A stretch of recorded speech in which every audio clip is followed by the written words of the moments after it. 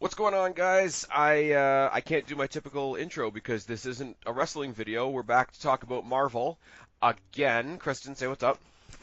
What's up? Now, last time you and I got together to do movie reviews, we said movie reviews, plural. Let's just review 19 Marvel movies in one go. That was dumb. It wasn't dumb. I still listen to it. I think we did fantastic. We were both tired as fuck by the end. How far do you get into it? Oh, I do the whole thing because I do it on like long bus rides. Oh, okay. But by the end of it, we are very punch drunky and stealing very liberally from the thoughts of Emergency Awesome and What Culture.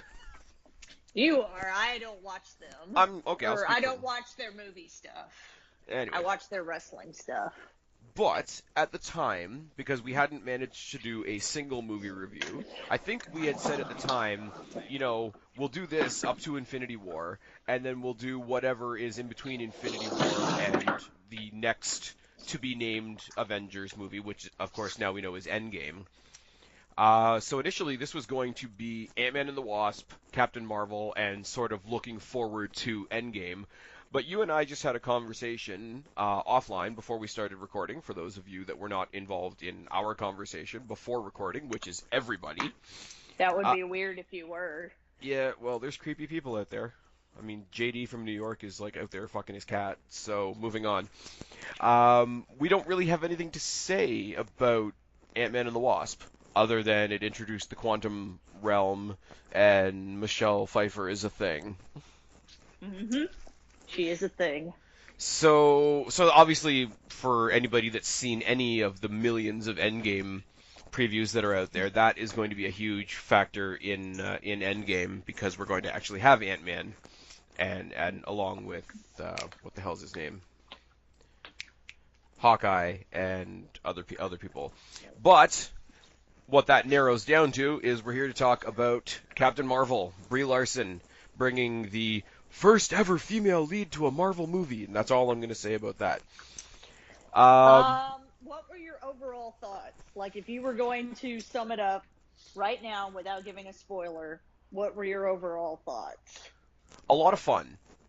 I think more fun than I thought it was going to be.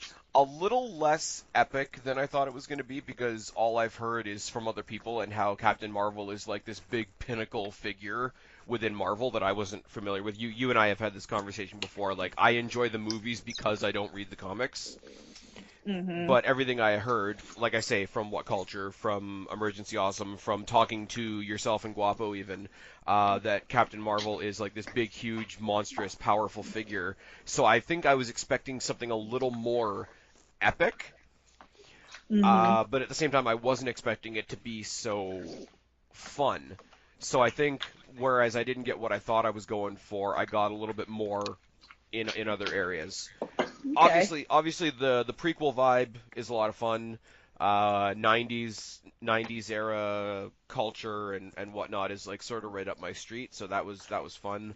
Every preview that we saw for this movie had opened up with her breaking through the Blockbuster Video, which just makes me smile because I used to go to Blockbuster Video. So yeah. I don't know. What about, like, if you were gonna do it without any spoilers? If you were just gonna tell somebody go see it or don't? I describe it to many people that have asked me about it. I describe it as it's fun. My very short answer is I say it's good, not great. Okay. Like, it's not like the first Avengers movie or whatever Avengers movie you guys considered as, oh my god, this one's great, this one's amazing. It's not like on Black Panther level for me. Okay. But it's really good. I liked it.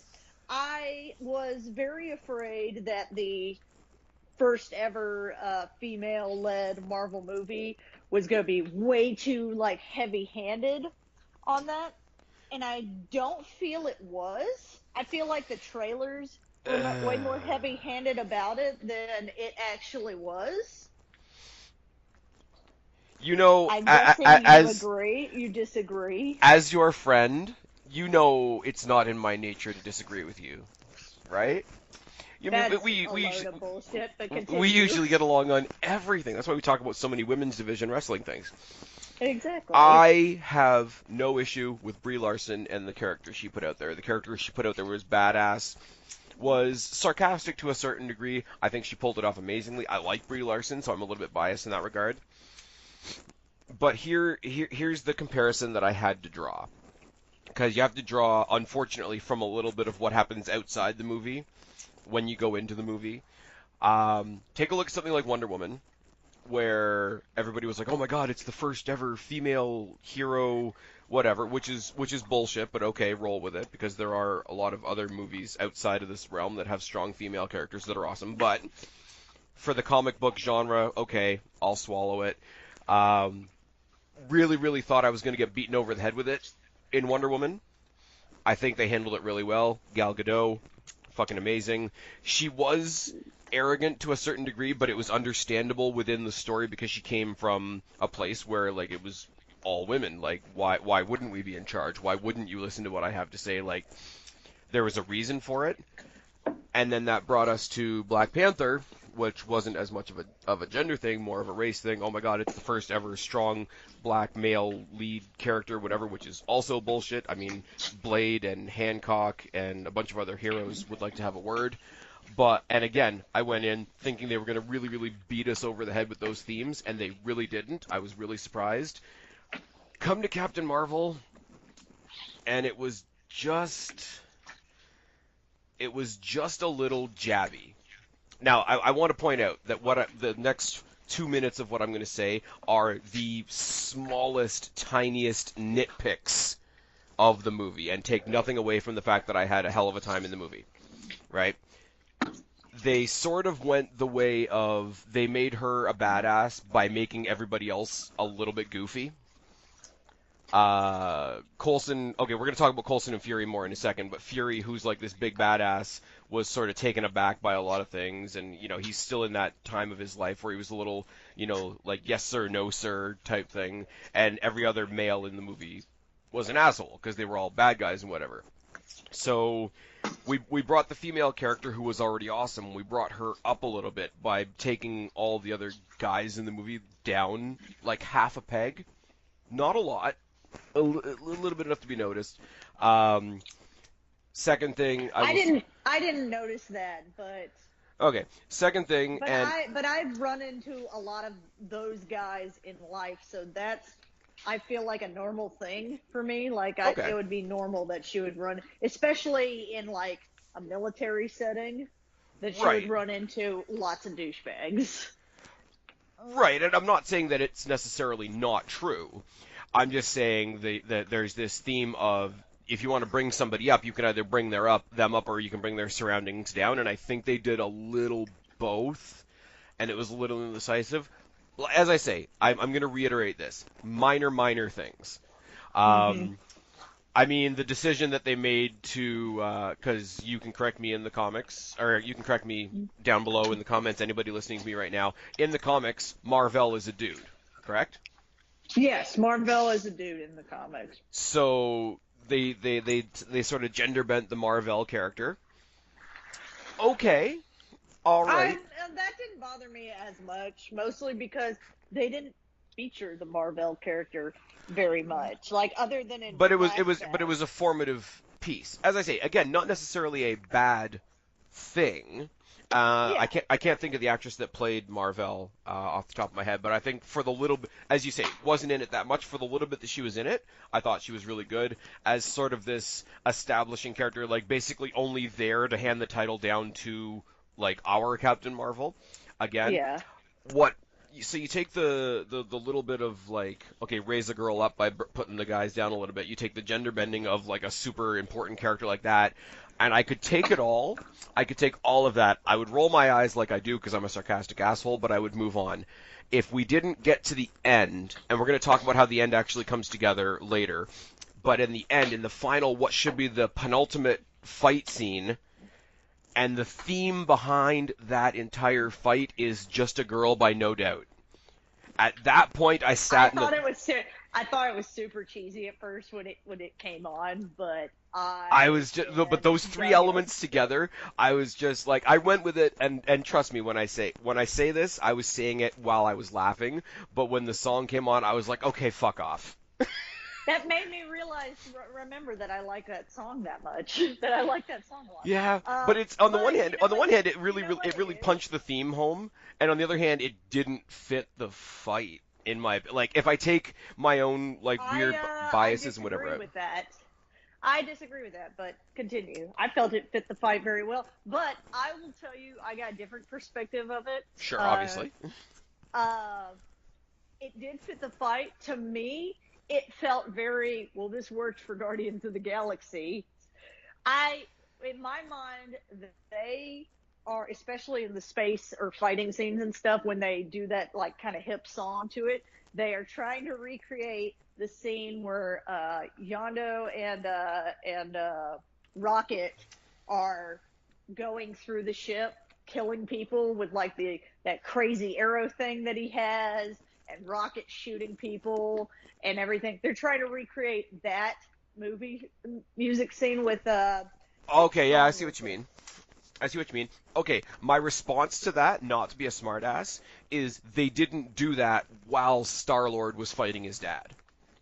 No. They did that while secondary characters were eliminating third or fourth area characters. If they had done that in a different spot, like if they had done that in her introductory fight, if they had done that at the moment where Fury and Coulson are sort of looking back and be like, "Oh my God, this chick's a badass," that would have been amazing because that would have been this whole like, the sarcasm of a song like "Just a Girl" by No Doubt would have been totally met by Coulson and Fury being like, "Oh my God, look what this chick can do," and that would have totally fit. I don't think it fit for what to me felt like the hinge fight of the movie. So maybe my problem isn't necessarily the choice. Maybe my problem is more the placement. See, see what I think was the hinge fight of the movie didn't really actually happen because they were leading up to, and I'm jumping to the end of the movie, sorry. That's fine. We discussed earlier that there was going to be that this was going to have little to no structure. So here we go. Yeah. At the end of the movie, they're pumping up this fight with I forget what Jude Law's character is, so his name is Jude Law. Oh, Jan Rog, I think. Yeah, whatever. Jude Law, because I only say that because here you can make fun of me a little bit. It took me about half of the movie, and I think that's being generous on my part. It took me half of the movie. I'm sitting there watching it, and then all of a sudden I like look at the TV and look at the movie screen, and then look over to my mom and go, is that Jude Law? Like, I didn't realize it was Jude Law almost the whole movie until the end, near the end. Anyway, so Jude Law, they're out in the desert, and he's like, here's your time, here's your moment. You can show me that how strong you've gotten. You can show me all of this, because he just basically kicks her ass at the beginning. He's like, the person who trains her. You can show me, and she's like, yeah, I don't have anything to prove to you. And she just fucking blasts him. I think that was supposed to be the pivotal fight scene, and then they just didn't have it. See, here's the thing, and here's where I'm going to give them a lot of credit. They made her look like an entire badass for taking that away from him. Exactly. Have you seen the movie 300? Yes. Where the Spartan? Oh, come on, it's not that bad. No. The second one's a bit weird, but the first one, where they're all talking before the fight about Spartans always looking for a beautiful death. Yeah. I think at that point in Captain Marvel, you got Jan Rog, who's like, okay, my protege has outdone the mentor thing. The young lion is beating the old lion. Okay, come, bring everything you have and fucking destroy me. I'll go out like with this big honorable blaze of glory. And she takes that back from him. Like, I think that's the most, even though to your point, like it's the biggest fight that didn't happen. I think it's one of the most badass moves of her in the movie. I do like when she goes, yeah, I don't have to do that. I don't need to prove anything to you. For wrestling fans, it'll be like the CM Punk meeting with Triple H. It's like, hey, you can fight me at WrestleMania, and he's like, I don't need to beat you. Yeah, basically, he's like an out. I'm always interested to see like when we put a random movie video out there, it's like how many of the wrestling fans are actually watching right now. So that's another one for the comment section. Um, Got to talk about it at some point because I was ready to rip it apart until it was actually good. CGI de-aged Coulson and Fury. Thoughts? I think it looked pretty good. I think if you're not looking for it, it's easier to take because they did something similar in Star Wars, and I was one of the people that didn't realize that Moff, the old guy that's in it, Moff. Grand Moff Tarkin or Mon Mothma? Yeah, Grand Moff Tarkin. I had forgotten that actor had passed away, Yeah. and Yeah, so, Star like, Wars has got to be I careful what they do noticed with it. actors that have already passed away. It's another story for another day. I think the CG looked. I think young Fury and young Coulson looked really good. Were you like me? Did you go in like at least for the first scene, like trying to find something, or trying to find I did something? not. I try Okay. not to. I was telling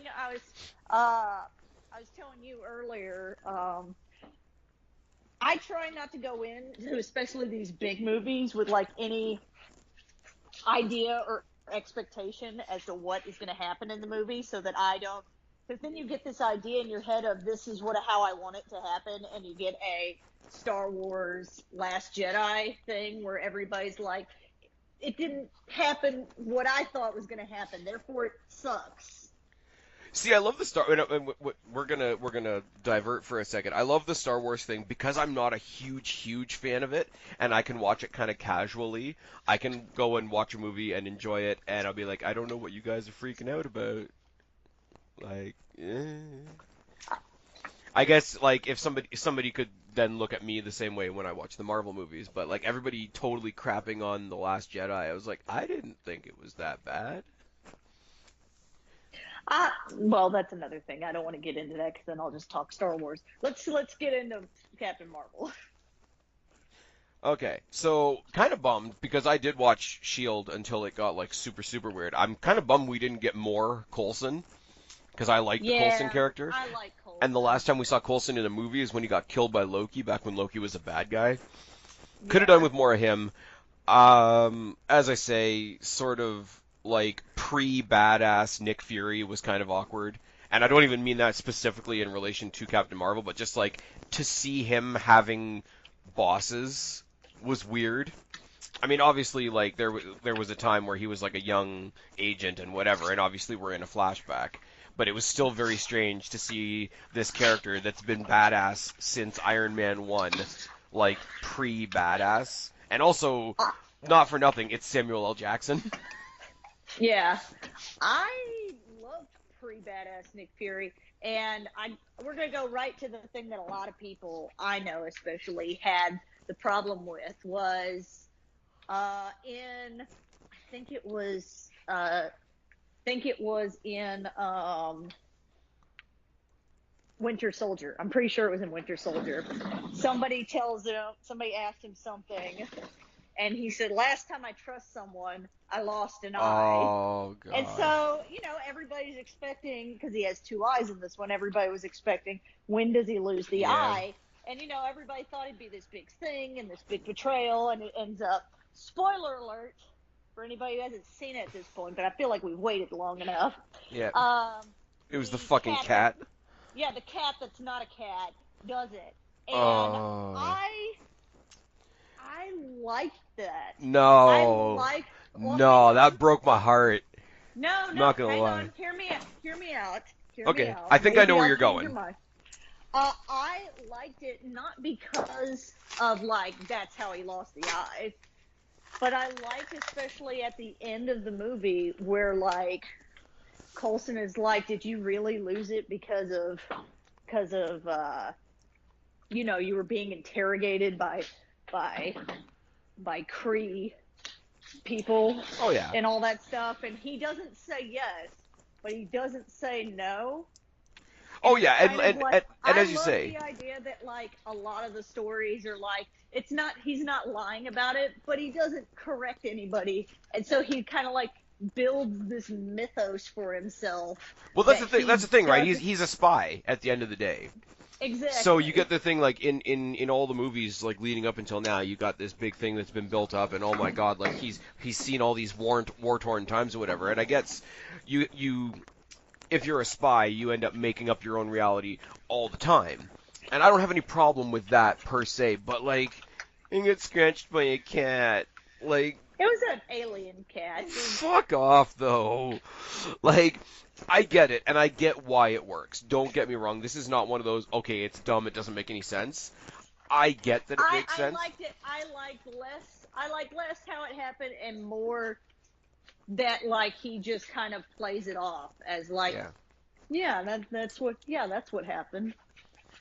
And he doesn't say yes, he doesn't say no, he just kind of lets that go. And so then this whole mythos began of, well, I heard he lost his eye because of like this. Well, I heard it was this, and And the legend spurns from there.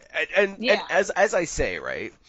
As I say, I don't mind that being a thing. Like he became the legend of his own story. Pretty much. He's the guy telling campfire stories, like stories around the campfire well, about and this. it's even worse than that. He's not even telling the stories. Other people are. It's Well, like, he's you heard allowing about them to Jimmy. be. Yeah, he is. He's not discrediting them, but he's not Yeah. correcting them He's either. he's allowing through misinformation. Yes. And like I get that makes sense. I don't like I hate the action that got us to the thing that made sense. As circular as that logic is. No, that makes sense. You wanted it to be more of a big thing, but I did. I'm less Even bothered if by it ended up being that like okay, because we're gonna do the whole guy girl machismo thing. Even if it happened to be that like he totally doubted Captain Marvel and she like blasted a window and a piece of the window got him in the eye. Then it would be like, okay, he called it on himself. He's a little bit embarrassed. This other person outdid him. He got a piece of glass in the eye. He doesn't want to admit that somebody bested him or proved him wrong, so he made up a story to go along with it. But it's a fucking cat. And yes, it's more than a cat. We know, and we're going to get to that in a second as well. But it's a fucking cat. it didn't bother me. I I just could have cared less. it could have been something better. I don't know necessarily what I want the answer to be, I but don't think I wanted it to be a big thing. I don't know if I wanted it to be the cat, but I did not want it to be like a big thing. I think I don't. You wanted know what to it be is? like a Like the more I dumb, think about it stupid thing. as we're talking about it right now, I don't think I wanted to know the answer really. Like one of the big selling points of this movie subconsciously was we're going to find out what happened to Fury's eye. But I don't think at the end of the day finding it out helped us at all. No, it's just a little background thing. I'm not it's even sure how Fury loses his eye, like in the comments. I would have to, or in the comics, I would have to like go and look it up or something. I think in retrospect, it's sort of like since we've talked about Star Wars once already, watching Solo and then actually finding out how he got his name, and you're like, oh, okay. It's like less, Here's the thing: the big answer is this thing you've put a whole bunch of stock and like mental wondering into is really just this. Let's see. From If Screen Rant, apparently, Fury loses his eye in the comics. Sports an eye patch because he took a scalpel in one eye while saving his men from a grenade blast. He actually didn't lose the eye, but he doesn't have any sight in it. now I'm just wondering how you get a scalpel in the eye when people are throwing grenades. But anyway. An explosion happens. It goes whirling through the air. Oh, shrapnel. Yeah. Did I say scalpel? Yeah. I'm an idiot. I meant because there's doctors out there on the field throwing scalpels around. They're like ninjas. You didn't know? That's how the medical field makes it in war. They're ninjas. Christ. Anybody out there that listens to MASH is rolling their eyes right now. Anyway. Yes. So, I listen to MASH. I watch MASH. Ah! God, I love MASH. Anyways. well, technically, if you're watching MASH, you are also listening to MASH, because audio, video, Yes. and all. It's a really tired night. Leave it alone. Okay, so we talked about the stupid cat. So backtracking from the stupid cat, one of the other more bigger elements of the story, part of the story arc, what do you think about, not necessarily the story going forward, but the backstory, or I guess the middle story of the Tesseract? I mean, it kind of explained. I was actually a little confused on that because there is now a weird period in time because so they find the Tesseract in the first Thor movie and it's in some like ancient like tomb kind of thing if I'm remembering the first Thor movie correctly. Like the Nazis find it in some like thing. What? I specifically Captain America? Captain America. Captain America. Yeah, it's Captain America. Sorry. Because the Nazi guy becomes Red Skull. Yes, they find it in some sort of like tomb kind of thing. So then there's a period in time where like after do they get it back in Red Skull or Yeah. in Captain America? Because I know, I had to put this timeline back together too. Red Skull tries to hold it in his own hand because he thinks he's worthy. He gets beamed off. We eventually find out in Infinity War that he was sent off to guide people to an entirely different stone. But yeah, they just take it. The Americans get it. They get it. They put it in the Pegasus building. And the Pegasus Okay. building is where the chick that becomes Mar-Vell has been experimenting with it on behalf of the Kree. And then, what's her name? Captain Marvel, at the end of this, gets it back, gives it back to Fury, who takes it back to the Pegasus building, and feeds it to the fucking alien cat. Well, no, he doesn't feed it to the cat. He eats it on the ship, Yeah. and then later coughs it up. Oh my god. Yeah, okay. What happened to the... I know, this is a dumb question. What happens to the cat? Does it just, like, Fury has it, and then it just, like, dies of old alien cat age? Check out the closest Chinese food to the Pegasus building. Yeah, okay. Maybe that was bad. But, okay, if we're going to talk about post-credit scenes, and this is another one where it might be right out of the comics. I don't know. And if it's right out of the comic... The cat does not exist in the comics. No, I'm not talking about that. Okay. The fact that retroactively everything that we've watched so far, everything, Iron Man, Captain America, Thor, Hulk, Romanoff, Hawkeye. Why can I never remember Hawkeye's name? Because he's Hawkeye. And Shield and all that. Hawkeye. The Avengers Initiative was named after this character that we just met. Yeah. That's not how it is in the comics. And, Okay. It doesn't really matter. Okay, because I'm just like they're being a little cute there, and I could do without that. I get it. It gives it more meaning. It gives it, impetus to say that, like, while Captain America was the first Avenger, maybe really Captain Marvel was the first Avenger. But it's a couple things to, like, again, it's the Solo, how we found out Solo, how he got his last name. It's a couple things in there that we didn't quite need. Yeah. In my opinion. I mean, it's fine, and you don't find it, like, because her friend. I like the idea that things aren't always this big grand, like how so and so got their name or how blah blah blah happened. It's not always this big grand thing, even though it happens to these big grand people. Sometimes it's just like that's just what happened. Yeah, and see, like, for that frame of mind, I could deal with the cat thing, even though I think it's a bit dumb. Retroactively finding out that she named the Avenger, or her existence named the Avengers. again, That doesn't. I don't hate it. I nothing it basically. yeah. Because it does kind of bug you, and I didn't realize it until the end of the movie, because you got her and her friend, what's the name, Maria Rambeau, and you know Something like that. and you know all the way along that her call sign was Photon, but you never really found out what her call sign was, and her call sign was obviously Avenger, but I didn't notice throughout the movie that we never knew her call sign, and I'm like, all right, cool, whatever. I think it's heavily implied by the end that Fury's got a crush on her, but that's just me. What else is? Oh, we should talk about the Kree and the Skrulls, obviously, because that's the big thing. Oh, that's the big deviation from the comics. The Skrulls come off as wieners to me compared to, like, again, this is me ahead of time hearing from other people how, like, the Skrull invasion and Secret Wars and all that sort of thing is like this big imposing force, and here's this dude like chilling in some chick's living room drinking his soda, and I'm like, okay.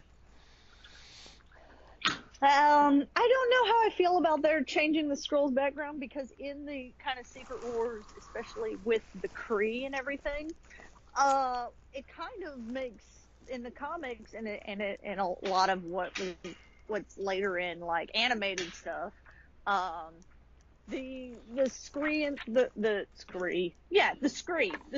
this is how it's gonna be tonight. The Kree and the Skrull are like portrayed as like they're both kind of dickhead races that like they're in a war with each other, so it's just kind of a thing where Earth gets caught in the middle of this. Somebody tries to take it over, and then the other planet doesn't like that they're getting a one up, so then they have to show up, kind of thing. Whereas now the Skrull are like, this mistreated race that are just trying to make their way. I did. It was one of the Marvel guys. I don't know whether it was like Feige or somebody, one of those guys. They actually addressed that, and it's like, well, we didn't want there to be like a concrete good and bad race. They wanted to treat it like races on Earth, where like every race has like some good people and some bad people, and hey, by the time you see them in current day, they might be bad guys because it'll be completely different people, which is kind of a really cool grounded take for a sci-fi movie. Because typically you get like Alien versus Predator, and you decide really quickly like which one is sort of siding with the humans. And so for them to come along and point out that it's not exactly that easy, and it can be like a society thing, I thought was cool. I mean, the Kree we had very limited exposure to with Ronan in the first Guardians movie, but he's also kind of one of the worst villains the MCU's given us. Just big blue dude with his weird hammer. And his name's the Accuser, so he just goes around pointing at people, I guess. I don't know. I feel like they were supposed to be the main conflict, and my focus was hardly on them at all. I don't know. So if they're gonna do the what do you call it, the Skrull invasion, the copycat invasion, we're gonna find out that Tony Stark was an alien all along or some shit later on. I don't know if I'm in for it. I hope not. Yeah. What else is there to... This is as unscripted as you get, by the way. What else is there to talk about? How did you feel about the Captain Marvel character in general? In general, I thought she was badass. I thought she had a bit of, like, she was, and this is talking in very simplistic terms, when I ask people about Captain Marvel, they're basically like, well, she's Wonder Woman for Marvel. I'm like, okay, that at least gives me something to go on, idea-wise. And I think she's got a lot more attitude than Wonder Woman. Wonder Woman is very, very fish out of water, like, through the whole movie, and then even into into Justice League still. Like, she's still sort of like that ambivalent sort of like one step away from the people she's trying to protect. Whereas I think Captain Marvel, obviously was a human before she was taken away, so she's got that inept way of interacting with people and just sort of stepping into the situation and be like, yo, you're gonna be fucked. This is what you need to know. Let's go deal with it. And there's I don't want to say sassiness to her because that's a really shitty description, but like there's a sarcasm to her Yeah. that Wonder Woman definitely doesn't have, because Wonder Woman's like also a god. Like we got to remember that when we're making the comparison. But I like her character. I like Brie Larson though, so I'm super biased when it comes to that. A lot of people didn't like Brie Larson as like when she first got casted, but I mean a lot of people didn't like Gal Gadot as Wonder Woman when she got casted as well. Well, Gal Gadot was a badass in that movie, so exactly. I thought Brie Larson did really well in the movie. I really loved the fact that unlike in Wonder Woman, the lead didn't have to have like this love interest kind of thing. Yeah. In Wonder Woman, they did it well because, yeah, she had a love interest, but she was like basically the dude in the love interest. And I was gonna say, like, she had a love interest, but it was a person interested in her, not somebody she was chasing, which is like... Yeah, exactly. Which, if I want to side with our feminist friends there for a second, is a nice little shift in the paradigm, give the power to the other side. I get it, it's all good. I like that there was absolutely none of that when it came to that. I mean, the closest thing there is to that is, like, her and Fury, but it's kind of almost like a buddy cop kind of relationship where they just like give each other shit and everything. Is it distasteful for me to say that I could much sooner picture them being like friends with benefits than I could like them actually being like an on-screen couple? Like I could I didn't get any of that sense from them. Really? I didn't get any of that from them. Like, I didn't feel like there was any kind of sexual tension. I felt like they were just, like, buddies. Like, they were, like, partners, like cops. Okay, see, now I have to divert from the conversation for a second because we're going to talk about Buddy Cop. With the Disney streaming service coming out soon and all the Marvel shows on Netflix dying, but they're going to relaunch different shows on the Disney streaming service, like directly taking characters from the movies, one of which is going to be a Buddy Cop type SHIELD thing with Falcon and War Machine. Or not Falcon and War Machine, Falcon and Bucky. Like I don't know how I feel about that. Like the two Captain Americas that aren't Captain America. Well, not yet, anyway. Yeah. I don't know how I feel. I don't know. No, because Buddy Cop is how they're describing that show. Yeah. So. Well, that's what this was. Yeah. Well, it was Captain Marvel with Fury as her sidekick. Yeah, basically. Which is fine. I don't know. There's nothing wrong with that. There was no romantic thing going on. I liked that a lot. Like I said, I think maybe I wanted to like the movie a lot more than I actually did. I did not hate it, not even close. I thought, when you said it was fun, that's probably the best description I have for it. It was fun. Here's something I am considering now, though. When you guys heard of my love of Black Panther, it is not close to the same level of my love of Black Panther. I think there was a lot more like, okay, even though it's like in Wakanda, which is all like futuristic and shit, and we've all got like basically impervious space suits and shit, right? There's a lot more real world grounded issues in Black Panther to like make it more like there's not much to relate to as far as the issues they're tackling in Captain Marvel, and it's not supposed to be. But I think that's where Black Panther and to a lesser extent Winter Soldier or not Winter Soldier, First Avenger. Those two movies have like the advantage over all the other ones because I mean First Avenger is basically just a war movie. I mean the main general of the opposing team ends up being basically a red cartoon character. But it's a war movie, and that's a real thing, and that's something people can relate to and whatnot. Same thing with all the racial, cultural issues raised up in Black Panther. Those are real things. Those dig into people deeper because they're more like those are actual things. I don't think you can get that. Like, you're not going to get that same type of what's the word I'm looking for? You're not going to get the same kind of you're not going to get you're not going to get the same kind of pull out of people. Like, we all love Guardians of the Galaxy, right? Yes. But you can watch Guardians of the Galaxy. They now that they've got James Gunn back.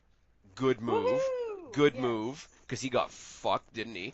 Yes, he did. That was absolutely nuts. He got fucked super hard. And now he gets to take money out of Marvel and DC's pockets. So good for him. You are winning the social justice game, bud. But I don't care how good Guardians of the Galaxy 3 is, because it's going to be amazing. But no matter how good it is, you're not going to get the same pull out of that movie as you are going to get out of the real issues brought up in something like First Avenger or Black Panther. Black Panther. Just because you can't make something not real. And that's the most simplistic thing I've probably said in a long time, but it's absolutely true. Not real things aren't real. I had to have a conversation with people at my work the other day that 11 and 1 are not the same as 9 and 3. So, yes, not real things are not real. Anyways, I wish I had a lot more to say. Like I said, I think I went in wanting to like it a lot more than I ended up liking it, but I didn't not like it. I just felt maybe... And it comes off as negative, and I don't want it to come off as negative. I don't want it to come off as I didn't like the movie. I did, but I felt a little underwhelmed. It was a building block movie. Or, if I'm going to pull from Young Justice, which I love, go watch that TV. It's one of the few DC things that I like. Anyways, if I'm going to pull from that, I felt whelmed. Not underwhelmed, not overwhelmed, just whelmed. See, and this is where we start getting into the construct that is the Marvel, like the whole Marvel MCU thing, because it's a beast now. Like they can't all be amazing. Like, it's just impossible. But no, like, not even that. Like, I think you can make the most amazing movies ever, but some of them are still going to fall into this category. You and I, as I said at the beginning of this video, we did that video where we reviewed the first 19. Mm-hmm. If that doesn't explain to you how much this one continuous story is a beast, then I don't know what else will, because I don't think we're ever going to do a video like that again. They're not all going to be A+. Some of them are going to be B+ players. Some of them are going to be your Kofi Kingstons. Oh, hot takes. Hot takes that we're going to talk about in a couple of days. My point being is that I don't mean this. Did I just say that Captain Marvel was the Kofi Kingston of the MCU? Is that basically what I just said? Well, it's not Black Panther, that's for damn sure. Anyways, no, my point being is there's some that are going to be the tent pegs of this big monster, and there's some that are going to be the connecting joints. And even though this is a prequel, this is still a connecting joint. This is to set you up for Endgame. This is to set you up for her introduction into this other bigger thing. Exactly. This whole movie, it did the opposite of Black Panther. Instead of bringing Black Panther in and then telling you this is why you should really care about him. Yeah. They gave her this is why you should give a shit about this character, because between you and I, spoiler alert, and not based on anything I've read, so don't tell me if I'm right or not, because Spaz has watched a lot more about what is going to happen in Endgame, or what they speculate is going to happen in Endgame, than I have. I've watched the first 2 trailers and then actively avoided everything else. But anyways, for Captain Marvel, they're really doing this is why you should give a shit about this character, because they're going to continue to have Avengers movie, she's basically gonna take Captain America's spot, because Chris Evans is not making any more after Endgame. So they say for now. Yes, so they say. Okay, Hypothetically. bald Shawn Michaels proves that anybody will come back if the money is enough. That's true, and Avengers money is good money. Oh my god. You hear who they've got now coming up and joining them for the Eternals movie? No. Angelina Jolie. Really? Yeah. I don't know how I feel about that. She's one of the Eternals. I don't know how I feel about that. What's funny, and this we're gonna go right off into like general MCU talk now. Look at the roster of acting talent in the MCU. Well, and a lot of talent was brought up through, like, their big names because of these movies. Okay, but look, like right from the beginning on, like when you had the big names, like you got Tommy Lee Jones in one movie. You got Samuel L. Jackson in a bunch. You've got Robert Downey Jr. Hang on, as what movie was Tommy Lee Jones in? Your favorite movie. He was not in Black Panther. No, First Avenger. Oh, yeah, he is in that for like 2 seconds. You're right. Okay, We had that big conversation in the Big Long video about like, he's still scrawny. But like you got somebody like Anthony Hopkins, you bring on somebody like Cate Blanchett, you bring in somebody established like Michelle Pfeiffer, now Angelina Jolie, even though that brings mixed opinions, I know. You bring in Michael B. Jordan, who killed the Killmonger character, pun intended. Basically, what's happened is, just like when it comes to Star Wars, the MCU is kind of like, hey, do you want to be in an Avengers movie? And everybody's like, sure, I fucking do. I know I'll only be in it for like 10 minutes, but who gives a fuck? I'm in an Avengers movie. Okay, Sylvester Stallone is in an Avengers movie, all right? That's true. He is one. I had to be like, wait, what was Sylvester Stallone in? Yeah. He's in. Yeah. When you've got with me. No, he was in the second Guardians one. He's the when you've got A+ actors like Tommy Lee Jones and Sylvester Stallone, and they're in roles that you can forget because there's other bigger stuff happening. That says something, I think. I mean, Brie Larson in herself was a get for them, I think. I think Angelina Jolie is a little bit of a different type of thing, but Cate Blanchett, who I've not always been the hugest fan of, but her as Hela was great. Yeah. What's his name? Brolin as Thanos, like, was handed the world in that role. Literally. Well, no, literally he was handed a moon because he threw it at somebody. He did throw a moon at somebody. He threw a moon at Iron Man. Yeah. I mean, we've expanded so much that we've had 2 different people play War Machine. I mean, Elizabeth. Yes, and nobody remembers the first War Machine. That's true. Well, nobody remembers the first Hawkeye. Well, yeah. Okay, so let's, for the hell of it, Edward Norton for a cup of coffee. Just like in wrestling, no one is bigger than the MCU. Oh. Your ass can be replaced. Wow. I don't know, man. If they ever tried to replace Robert Downey Jr. No, fuck it. You can replace Iron Man. I don't know. I don't know if anybody could beat Tony Stark. And like, fuck, we don't need Tony Stark. There are other Tony Starks. No, like he could pass Tony Stark could pass the mantle on to another character. I don't think you could bring in somebody to replace him as Tony Stark. Like, I've heard for a couple of years now that they're going to do the whole Ironheart story, and I'm like, I really hope they don't. But, meh. It'll be like whenever they recast, the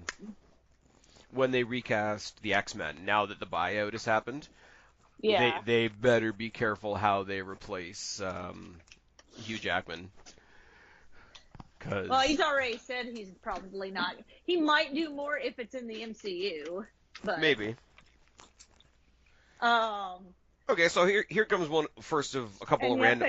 And yet they still can't make a good Fantastic Four movie. Yeah, but the MCU hasn't tried to make a Fantastic Four movie.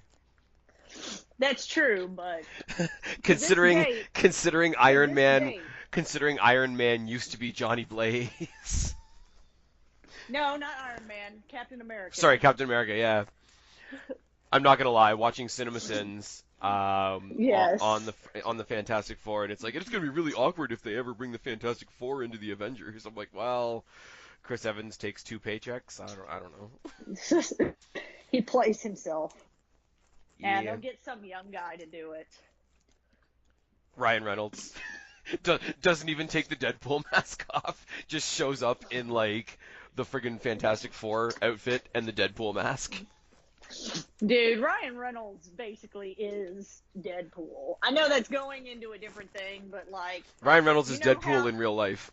yes, exactly. You know how like you can only imagine Robert Downey Jr. as Tony Stark. I always say that that Stan Lee, God rest his soul, was able to get a vision of the future somehow, saw Yep. Robert Downey Jr. and was Yep. like, clearly that's what Tony Stark's going to look like.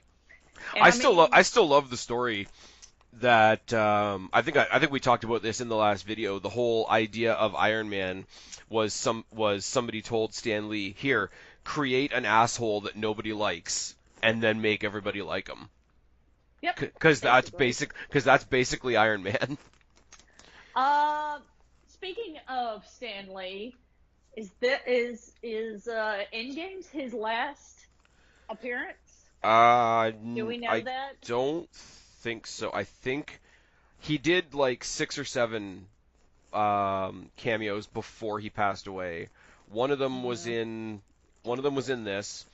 One of them is going to be in Endgame. I know there's one for Far From Home, and I think there might be one for the second Black Panther movie. I'm not entirely sure. Okay. I know I've already told you this, but for anybody listening, if you genuinely want somebody that can speak much more intelligently on this behind-the-scenes stuff than I can, I do encourage you to go check out a YouTube channel called Emergency Awesome, or for the wrestling fans out there that are familiar with What Culture Wrestling, go to their TV and film channel. They've got a pretty good set of background information on them as well. They'll probably know before we do. Yeah. So now let's get into a little bit of... We've done all we can say about Captain Marvel, really. It was a lot of fun. There won't be a lot of spoilers because like I told you guys, Spaz knows I haven't seen a lot of the extra stuff. No, and I'm not talking about a bunch of extra stuff. I'm just asking like for our own opinions. The Disney buyout. Oh, okay. I thought we were talking about Endgame. All right. No, I was a little bit of looking forward. You know, we're obviously not going to see the X-Men or the Fantastic Four in Endgame because it's already done and whatever. Yeah.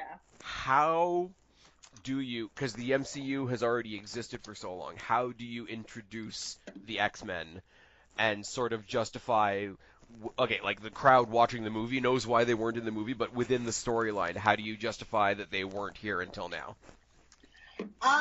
With the X-Men, I am not sure how you do it. I have heard a good version of one for the Fantastic Four, where there is a story in the Fantastic Four about, how they got their powers and everything. If you did their origin story, you could tweak their origin story to where, and then they came back, like, in modern-ish times. Like, they got sent off at some point. Because they get their powers in space. So you could justify them being like, and then they came back and it's like nowadays with... Just like make a young enough team that like their origin story happens now? Yeah, basically. Like they come back to Earth as like, kind of like the end of Captain America. They come back to Earth and it's modern. Okay. See, I guess that's true because with the Fantastic Four, like something happens to them and they get their powers. But the X-Men are born what they are. Yeah. So you can't. I don't think you can all of a sudden. I don't know how you bring X-Men in. I really don't. Because you know what I mean. Like as the movie audience, like most of us know that like, hey, Disney and Fox and Marvel and they all fought over rights to this and that and whatever. That explains to us as the audience why they weren't there. But how do you explain in the fiction? I guess in the kayfabe of it. Like where the because as we've said all along, like Thor and whoever else and Captain Marvel and Iron Man are obviously going to ask Captain Marvel at some point, like, okay, you got all these powers, you have all these abilities, where the hell have you been? Okay, I've thought of one on the fly, so it's probably not perfect. Okay. But I will try and do this just based on what I just thought of. And it's based on if you I don't know how much animated stuff you watch, but there's an X-Men animated called what's it called? It's a bunch of, they're all basically like in high school, right? At this point in the animated thing. Okay. I'm gonna look up the series as I'm doing it. And the first, like, I feel like 2 seasons of this, people don't know about mutants. Like, they're higher up mutants like Magneto and or like Xavier and stuff that actively try and be like, we're gonna show you how to use your powers, but basically it's like the Inhumans. Like, if you watched Shield, right? Yeah. Agents of Shield. It's a little like that, where it's like people just don't really know about them. They don't have their own like secret society or anything. They're still amongst people, but people don't know about them. And then, after, like, depending on what happens in Endgame and all this stuff there, it could then be justified that's like, we're people that have these abilities. We need to be helping more. Okay.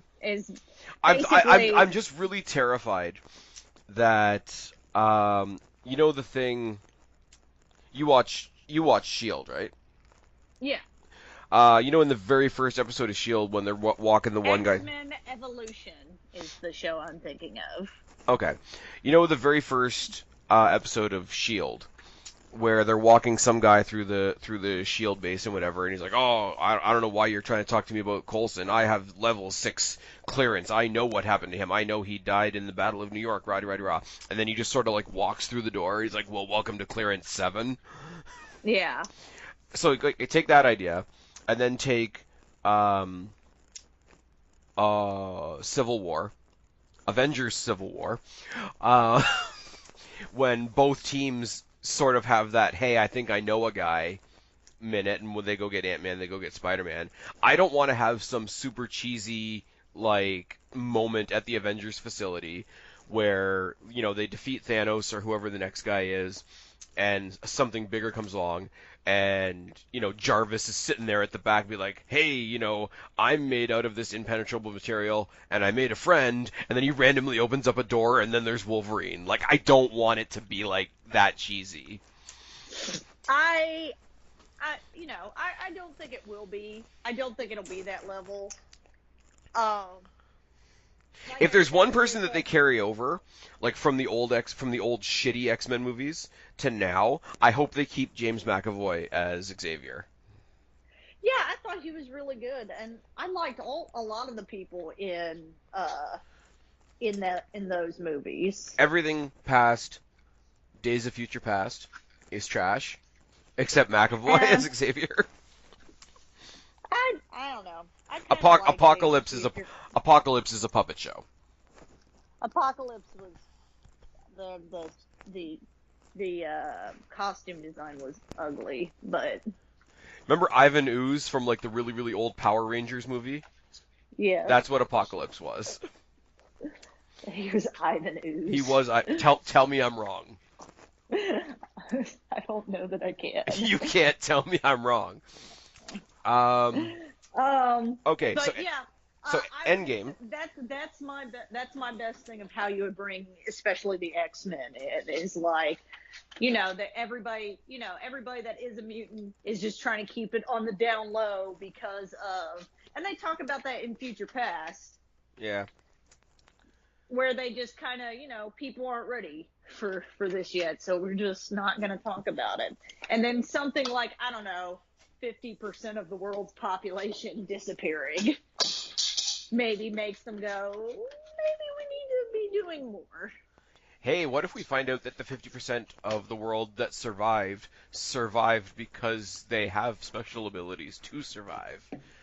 And like, Or because some people are definitely going to come back, what if a portion of that 50% population, however they bring them back, it'd be like, when you change the timeline a little bit, they come back a little bit different, and now they have superpowers. Mutants. they have Bam. web toes. Yes. All right. So, without getting into spoilers, Endgame comes up in a couple of weeks. And I'm going to ask you what you want from the movie, but I don't mean like big gigantic plot points. I mean like for you personally, character-wise. When Infinity War was coming along, and I think you and I had this conversation like sort of off recording, and I said, I really don't care what happens in the rest of the movie. I just want one scene where the three people fighting together are Star-Lord, Iron Man, and Doctor Strange, because they're the three most arrogant characters there are. So I just want a scene with them. And I got a scene with them fighting Thanos on Titan. So I got that little thing that I wanted. What's a little thing that you want from Endgame? I don't know. I don't think I have anything like that. Give me a second. What do you want from Endgame? And I'll see if I can think of something real quick. I want the combinations of people to make no sense.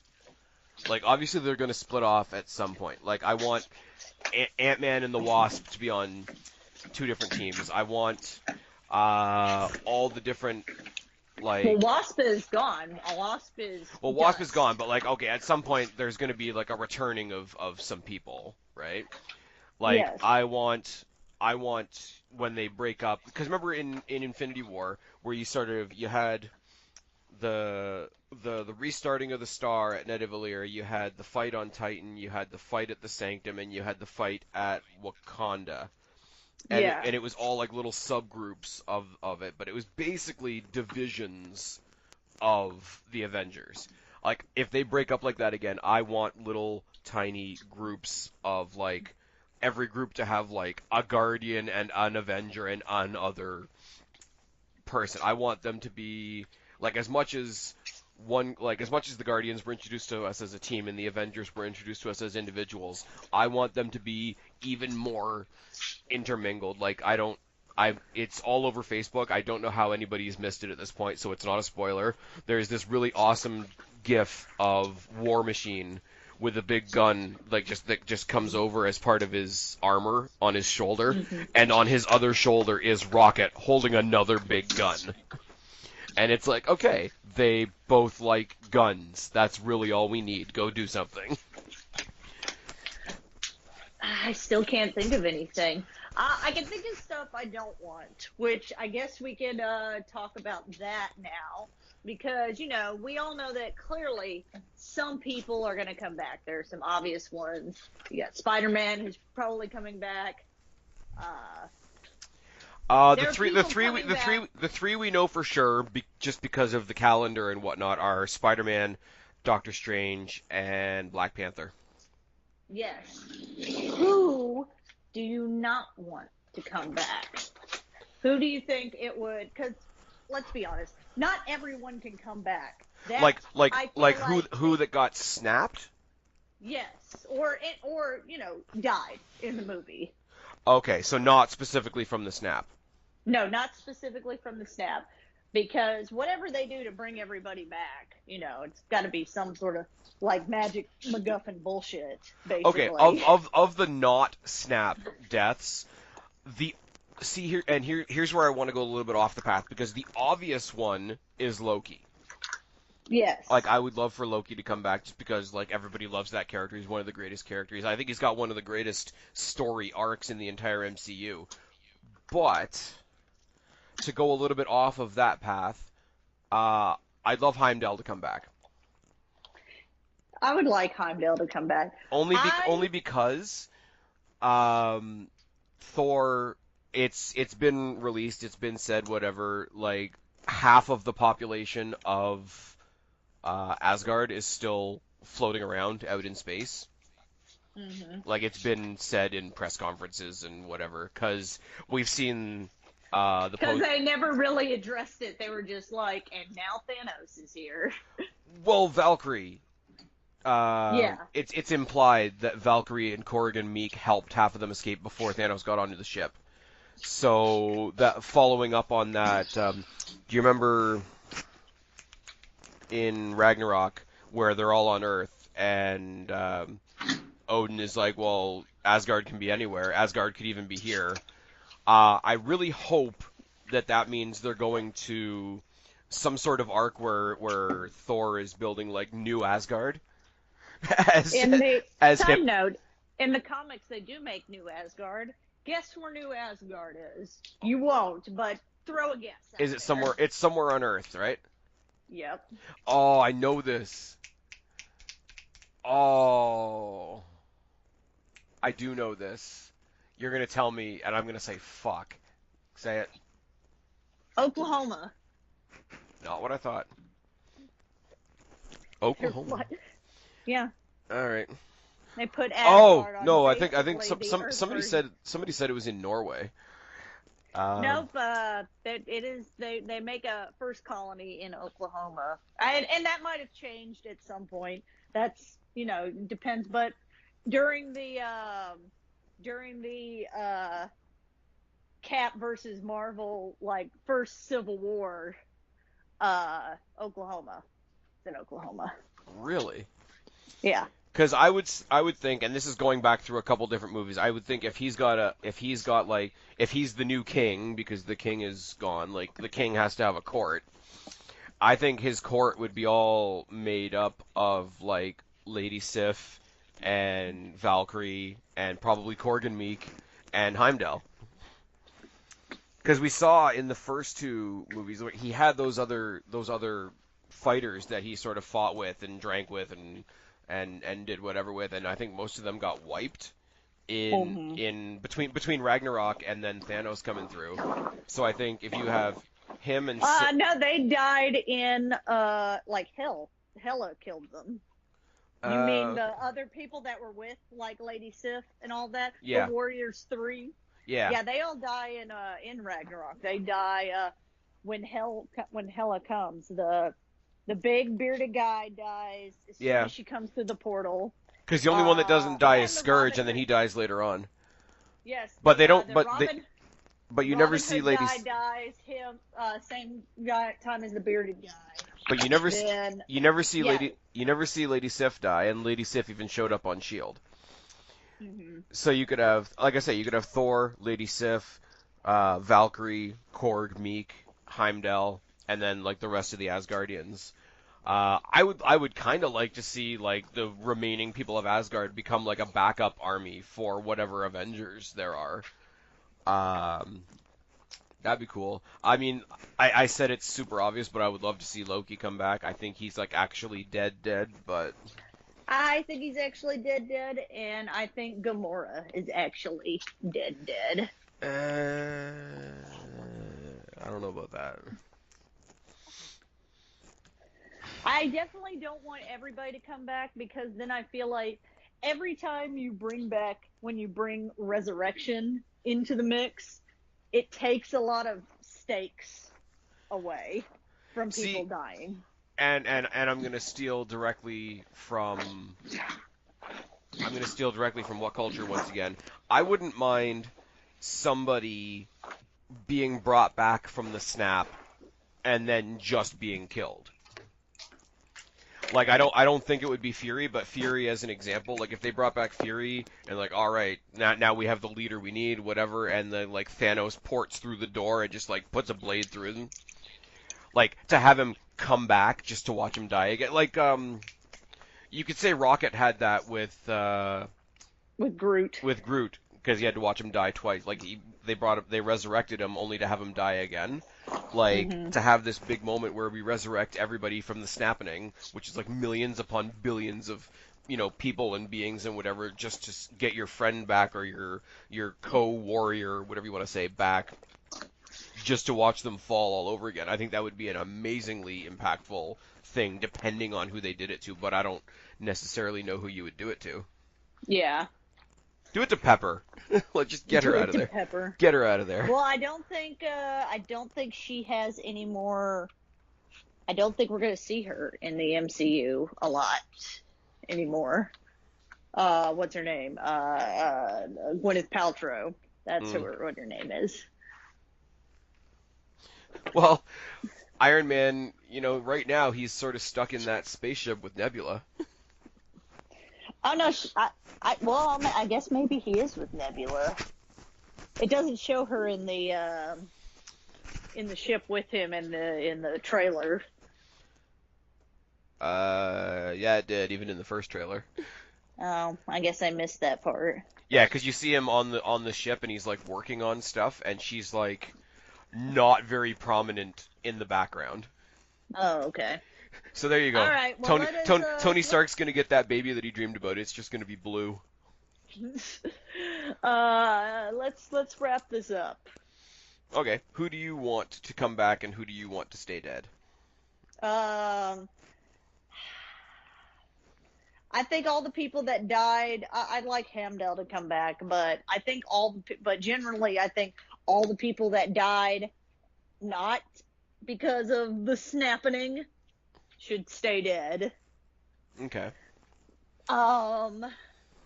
Even Loki, but then Thor would have to have another villain.